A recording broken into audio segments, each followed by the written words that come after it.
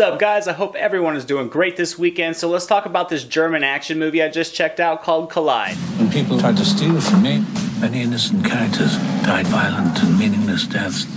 Poor Juliet.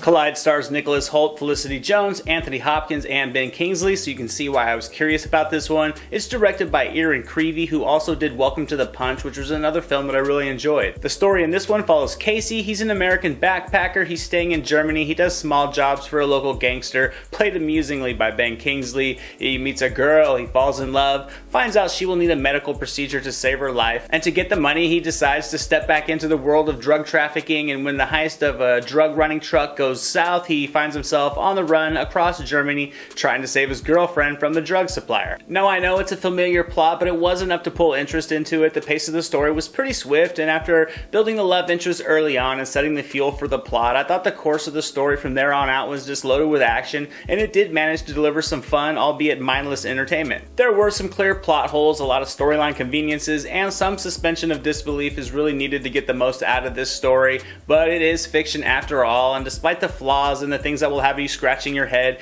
it's enjoyable. And regardless of the issues this movie has, you can really just enjoy the effort and the creation of the film, and the finished product does elevate the plug and play story in my opinion. Yes, it gets predictable at times, it tries a little too hard at certain points of the story, but there was enough substance here to entertain. The cast was pretty good to me as well. I was expecting the additions of Hopkins and Kingsley to be more like cameos, but they were actually given a good amount of stuff to do in this movie. I will admit Hopkins did feel a little out of place though. Maybe I just see him as that awesome grandpa, but he didn't quite fit the part, although his performance was as solid as expected. It was odd, but his dialogue almost felt like it was in a separate film in regards to the quality level of it. I thought the overall dialogue of the movie felt rather routine, but when Hopkins would have his scenes, his lines were a couple levels above the common wordplay in this movie, almost like he read the script, checked out his lines, laughed, was like, no, that's not what I'm gonna say, scribbled some stuff in his napkin and is like, here's my lines. I guess it's really hard to explain, but if the dialogue overall had the wit that Hopkins' lines did, the overall writing of the story would have been much better. I really enjoyed Ben Kingsley in this movie as well. I guess you could call his character eccentric, but to me it was a complete nut job and absolutely amusing in this movie. He clearly enjoyed the persona and he definitely made the most out of it.